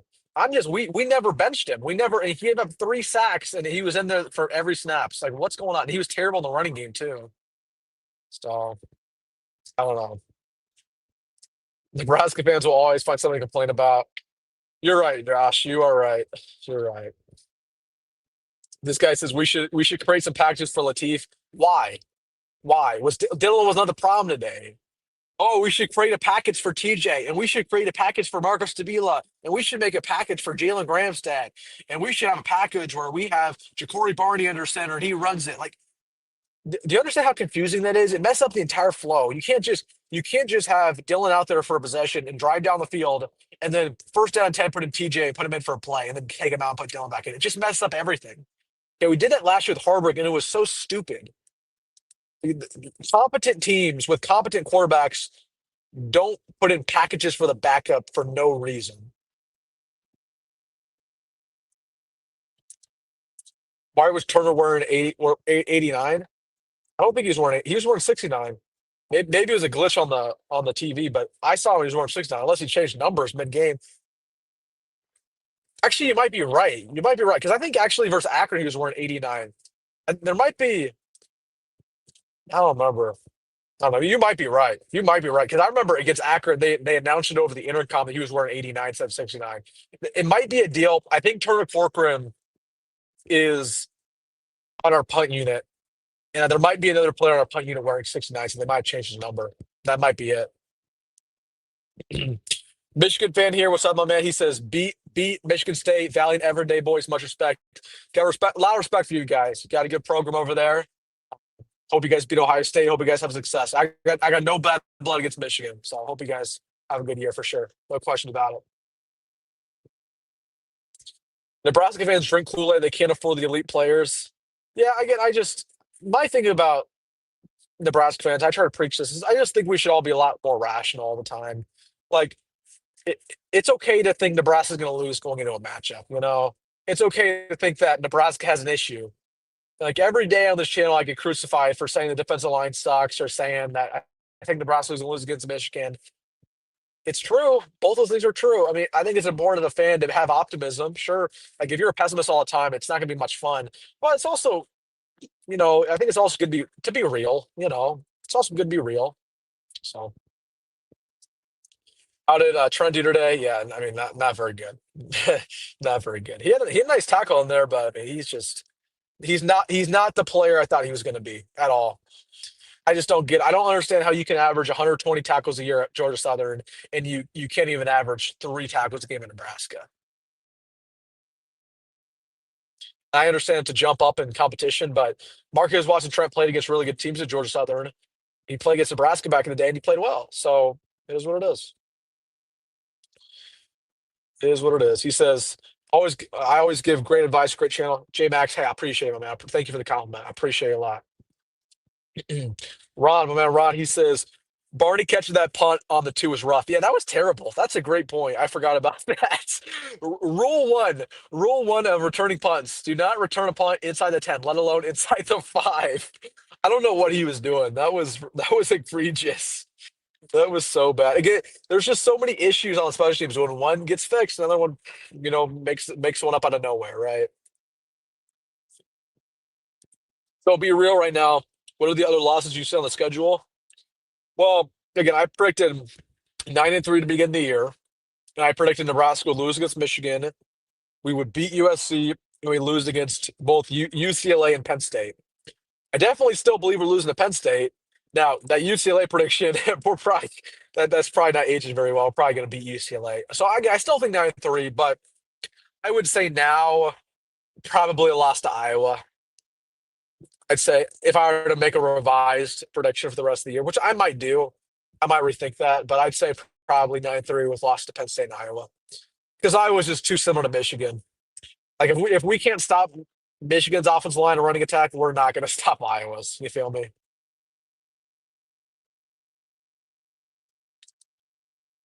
Card Nelson is non-existent. Yeah, we got to start talking about Card Nelson as probably being a bust. And honestly, I do believe Carr's probably going to transfer after this year. If I were to be honest with you, Dabo seeing it runs dude. Dabo's probably at home crying right now, man. I feel bad for him a little bit. I like Dabo, but all the Clemson preseason hype, that was ridiculous. Come on. If Michigan and Michigan State is a day game, then Maryland should be a night game, right? I doubt it. I because we play at Maryland first off. We play at Maryland. We don't play them at home. No, Maryland will probably be 11 a.m. kick. It might be 2:30. It's not gonna be a night game. It'll be on Peacock. Is my guess because we have to play one Peacock game every year. So my guess is that Penn State is that Maryland's gonna be our Peacock game and it's gonna be 11 o'clock. Yep. Who played best in Nebraska's D line today? I mean, um, I thought Van Poppel had some nice snaps. I thought Van Poppel played all right. You know who's also kind of sucked this year that people really don't talk about? People give Kim Lenhart a lot of grief. Like, what has Keona Davis done this year? Oh, Mr. Ndamukong Suh himself. Like, what has Keona Davis done? Nothing. Come on. I don't know. I mean, we just have a lot of guys. We have a lot of guys, but we don't have a lot of dudes. We don't have a lot of studs. 7 sacks and they ran for 300. Poor open field tackling. I mean, yeah, exactly. I couldn't put it any other way. Iowa's defense is garbage. I mean, they got some issues, but they got a great D line. I'll tell you that. Like Iowa is very similar to Michigan. Great running attack, great O line, great D line. So that's what I'll say there. Why no field goal after Nebraska's first drive stalled? I don't hate the decision to go for it, but the play call is just terrible. I mean, in order to win in big games, I feel like you should go for it on fourth down and one, fourth down and two. Okay, if you trust your offense enough, you should trust them to go for it and get it. Okay, so I like the play call. I mean, I like the decision. I don't like the play call. So, this team is short of top level talent. Yeah, I mean, no question about it. Especially in the trenches. Like we have a good enough quarterback, we have a good enough receiver core. Like it's very clear to me after today, of all the things I learned today, I learned that Emmett's not a top 10 running back in this conference. That wasn't too shocking to me, but I learned that. But he's good enough to win. But it's clear that we don't have enough talent on the O line, D line. That's really where it matters. Carter Nelson on the outside kick just slapped the Michigan's player's head. That's funny, man. That's funny. I'm not shocked. Yeah, again, Carter Nelson's just one of those examples of guy with super high potential. I wouldn't say he's a freak athlete, but again, he has some nice length and nice some speed to him. But it's again, like Matt says here, when you're playing in Alliance or excuse me, Ainsworth, and you're playing against plumbers and guys who are never going to play football ever again, it's really hard to tell how good you actually are. You know.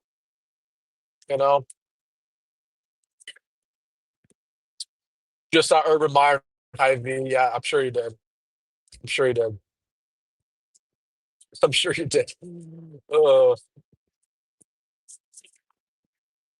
hold on, I saw a funny comment. I'm trying to find it. I'm trying to find it. Oh yeah, here we go. He it goes back to we lost by 3 points as the first non-field goal. I, yeah, if we kicked that field goal, it would have been. And that's just woulda, coulda, shoulda. If we ended up making the field goal, a lot of other stuff wouldn't have ended up happening. So again, it's just all. It doesn't align like you think it would. Do you think TJ Lateef would make a difference? No, no. Dylan didn't play that bad today. I don't know why we're having this conversation. Like again, TJ is going to be a great quarterback, but again, he's not ready. And we talked about this a little bit earlier. Like if you play TJ against Michigan and he gets dominated, and the defensive line's in his face, you're going to ruin his confidence. So we got to nurture him. We can't throw him into the fire. It amuses me how bad Cam Lenhart is. That's what I'm saying, man. That's what I'm saying. He's got to have some dirt on somebody, bro. I mean, that's I do think that's an issue with this coaching staff, though, is that they play a lot of senior players, guys who've been here a long time, over guys who maybe deserve to play. So Raiola played out of his mind. I agree. Again, I don't know why we're having this TJ conversation today. Like maybe if Dylan threw like 3 interceptions, it was like a liability. Maybe we could talk about TJ, but like not today. Dylan played fine. He played more than fine. He played good. He played good. McCullough was dog day. Yeah, he's a good player. He's a good player. But at the same time, he had some tough moments in the run game. That Scott Frost guy's out to a good start. He ended up getting the victory. Did because I saw they were up like 20-3 over North Carolina. Imagine hearing 5 years ago. Imagine hearing in 2020 that Scott Frost would later beat Bill Belichick. That you would not believe that. That's crazy. That's crazy. Though. Going for gold again. Make sure to put in the super chat if you guys want to comment right instantly. Go for gold. I appreciate you, man. With the dono, he says, agree on the decision to go for it. Terrible play call. Yep, exactly. A mixture of play to win and play not to lose. Dylan Ryle played a dang good game. I agree with you completely. Again, we're just trying to be too fancy on that play call. we did again. It was literally it came straight from the Andy Reid playbook. It was a little again fake handoff, a little toss over to the tight end. Like what were we doing? We didn't need to do all that. It was a 4th down and 2. Just run it right up the middle and live with the results, or do a little bootleg, do a play action. We're trying to be way too fancy. As for a mixture of playing to win and playing not to win, not to lose. I agree with you. Again, I wouldn't have minded going for it when we kicked the field goal in the second possession. And yeah, we made the field goal, but again, in games like this, I mean, you just got to be aggressive. And I know you live or die by the sword. I agree, but Nebraska's shown the ability to lose close games. It was going to be a close game regardless. I'd rather go for it and get above the hump in that aspect than kick field goals and lose. Okay, that's just me. But yeah, the play call sucked. I agree. I definitely agree with that. UCF won. Oh my gosh, 34-9. That's crazy, man. Were there any other notable scores from the 230? I can't check my phone because I'm on my phone. Were there any other notable scores from the 230 games? I'm trying to think who was playing. I think I can't remember who was up Oklahoma versus Auburn. I don't know. Let me know if there's any like notable scores. Like that was kind of surprising. Don't worry, guys. We got volleyball.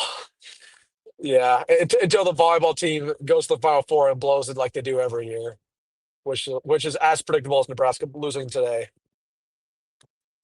Scott Frost is the best worst coach ever. Yeah. I mean, I still think he's not going to do very well long term at Central Florida. Again, I'm rooting for him, but it's clear again the stage was a little bit too big here. Lights were a little bit too bright, so it is what it is. Nothing against Emmett. Wish we had some hard running backs. We need to spend money on the D line and both on the tackle spots. I agree with you. I agree. And we should have got Shamar Brown on the board. I mean, if we got Shamar Brown and he was in this running back core, we might have won today. We might have won low key. But we weren't willing to outspend Miami for a guy from Omaha, Nebraska. It's crazy, man. Oklahoma won. Okay. Okay. Yeah, I don't remember if there's any other good 230 games. I wasn't really there's some decent night games, I think. But I'll watch that. I'm definitely tuned in that Michigan State game tonight, like 9, because I got to read up on that Michigan State team. In USC we play both of them, so it is what it is. This guy says, "Go blue, baby." Hey man, respect, respect. I got nothing for love for you guys. Respect on the victory, man. Respect. I dare you right before the Iowa game to buy an Iowa flag and burn it on camera. That's crazy. That's crazy. I'm not doing that. I'm not buying. I'm not even touching Iowa gear. Not doing that. All right, guys, put your final stuff in here. USC games at 10. Okay, 10 Central. That's crazy. I thought it was at 9 Central. Yeah, I'll be tuned in, though. I'll be tuned in. Texas Tech beat the brakes off of Utah. I was shocked by that. I was shocked. I was watching College Game Day this morning, and Pat McAfee, who's a riot, he said that it was good for college football that Texas Tech spends like millions of dollars on the roster. Like, what is he talking about? He was like, it's good. It's good for ball. It's good for ball that Texas Tech does what they're doing. Like, no, it's not. He's like, Texas Tech's ruining the sport. Like, oh, it's good for ball. Like Pat McAfee, you are slow, my man. You are slow. But Pat McAfee's just an entertainer. Again, he's a personality. He's not an analyst. All these guys are personalities, but they're not analysts. Know the difference. Indiana, Illinois, 14-7. Is Indiana 14-7? That's impressive. I thought Illinois was going to destroy them. I'm not going to lie. I still think that probably is going to happen, but not going to lie, y'all beat our little bro, Michigan State. I sure hope so, dude. I sure hope so. I think we will too. I agree with you. I agree with you. Thank you for your great Husker content, college football insights. I appreciate you, J Max. Thank you, man. Dylan Raiola almost already has his touchdown total from last year. What's he at? What's he at? He had what, 2 today? He might, yeah. I mean, we only had 13 last year, which is crazy low. Today sucked, but I thought today had some good insights to take away from. Yeah, I mean, I think today was the game that we really found out how good we really are. I mean, this was I mean, we learned a lot from Cincinnati. We learned a little bit from Akron, but today was the day where we can now have a pretty educated opinion. How many games we're going to win, what we're good at, what we're not good at. It's very clear to me that we're an 8 or 9 win team. I mean, that's been my sentiment all off season. So we learned a lot. We learned a lot. And well, again, I feel like it's great to have a loss like this and go into a bye week because it's going to be a very hard bye week for these guys. And they're going to have to live with this loss for not 1 week, but 2 weeks. That Raiola kid needs new shtick. You're not wrong. You're not wrong. But I think it's overplayed by the media. I'm not gonna lie. I think TJ will end up being better than Dylan. I don't know. It's too early to have that conversation. It's way too early, man. It's way too early. Miami Florida game looks promising. Yeah, I might turn that on. I might turn that on when I get home. I bet Miami blows them out in the second half, though. I hope so. Please come back to Nebraska, CJ Brown. Please decommit and come back here. We need some players in this recruiting class. Dude, I am pissed that we lost this game from all our recruits, though. That's my main takeaways. Again, this game was huge on a multitude of levels. It's deeper than just losing. We lost respect to recruits. We lost respect to the national media again. Go figure, right? Go figure. Michigan shouldn't be ranked. No, they should. I mean, they'll still be around 21. They probably won't move up, but they'll still be ranked. We're sacrificing Dylan's talent, bro. His biggest thing, which was his ability to make plays with his arm, is being ruined. It's so sad to see. Well, I don't know. I mean, Dylan's a very talented quarterback, but I also don't think Dylan's lived up to maybe his expectation. Like Dylan's been fine, but has Dylan ever played like the 5-star we thought we were getting? I don't think so. But maybe you're right. He has an 11 to 1 touchdown to interception ratio. Pretty good. We'll see if it stays that way over the course of the entire Big Ten play. Do we play Tennessee? I think so. 9 wins. Yeah, I'm still thinking 9 for sure. I'm still definitely thinking 9 wins. It's not painful. It's the same old Nebraska crook in big games, as I know they would. So glad I got to see the greatness in the 70s, 80s, and 90s. You should be grateful, man. You should be grateful because I don't know if those days are ever coming back. Let's be real, but it is what it is. 300 yards given up on rushing yards. We gave up only 100 yards passing, red zone one time at the end of the game.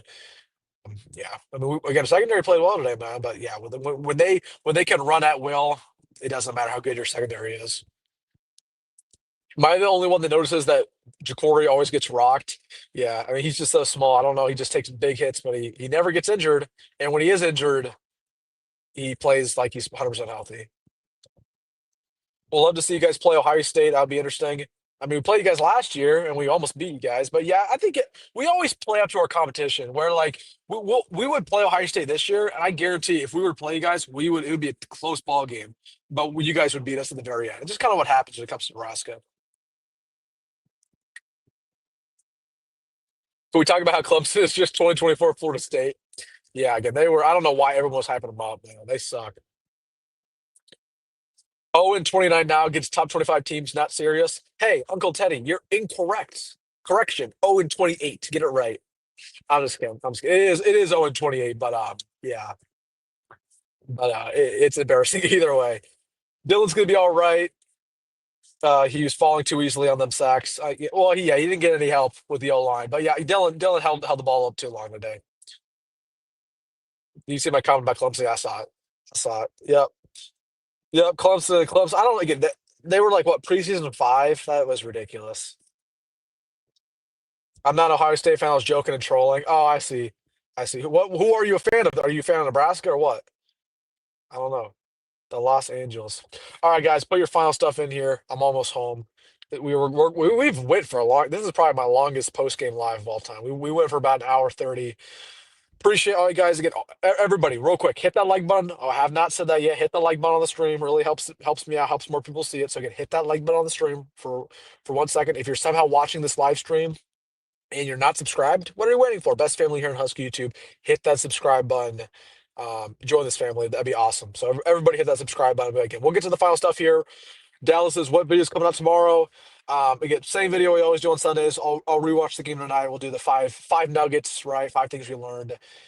So that'll come out tomorrow. Andrew Marsh didn't look good. Yeah, Andrew struggled. But what's next? We'll get into that. That'll be a video next week. We'll save that for a video. I think that'll be probably Tuesday. I'll make a video literally titled "What's Next for Nebraska." I got a lot to think about and a lot to really dive into. The Los Angeles is a really good game. Mad respect to your team. Appreciate you, bro. He sees a Michigan fan. I see. Again, respect to Michigan, man. Respect, dog. Is tampering legal in the NCAA? I mean, it's not legal, but everybody does it. Everybody does. The NCAA has no power. Let's be real here, guys. Let's be real. All right, guys. Appreciate it, guys. As always, hit that like button and subscribe. Again, just final word here. We're gonna be all right. There's a lot of season left. We have 8 games left. We have 4 bona fide easy wins. You never want to say any game's easy, but I mean, we have four wins on the schedule coming up. We have a bye week to figure all this crap out. We're gonna be fine. We're going to be fine. Okay. Yes, we lost today. Yes, it sucks. We wanted to get above the hump. We wanted to finally get a ranked dub. We wanted to break all these narratives, break all these curses. I'm on that same wavelength with you. I get it. I understand. I'm there. But this doesn't change the fact that we are still a 9 or 10 win team. Okay. It doesn't. Okay. With our schedule, it's very easy. We're going to improve. Okay. We will not have a defensive line performance like that again. We will not have an offensive line performance like that again. There's always silver linings. And the last thing I'll leave you with, and you could think about this. Today's loss will propel us to win close games later down the line. Sometimes it only takes one. It takes one close loss to flip the switch in these guys and say, screw, we're never losing a close game again. So yeah, it sucks to lose this close game. It sucks to have the narrative that we're never going to beat a ranked squad. Sometimes it only takes one loss to finally say, you know what, screw, we're never doing this again. So when we play USC this year, because of today's loss, we'll be battle tested. When we play Penn State, we'll be battle tested. Even when we play Michigan State, let's say it's a closer game versus Michigan State than expected, we'll be ready to go. So, all right, guys, again, hit that like button on the way out. Appreciate you guys. Have a great night as always. Appreciate you guys hanging out with me. Again, we'll be cool. We'll be fine. But again, watch out for this video tomorrow. We'll post my negative episode video probably about 9:30 tomorrow, 10 o'clock in the morning. So make sure to put notifications on, be there, and I will see you then. All right, guys, have a great night. Appreciate you guys. Hit that like button and subscribe. Go to grad, go on, roll, and I will see you in the next one.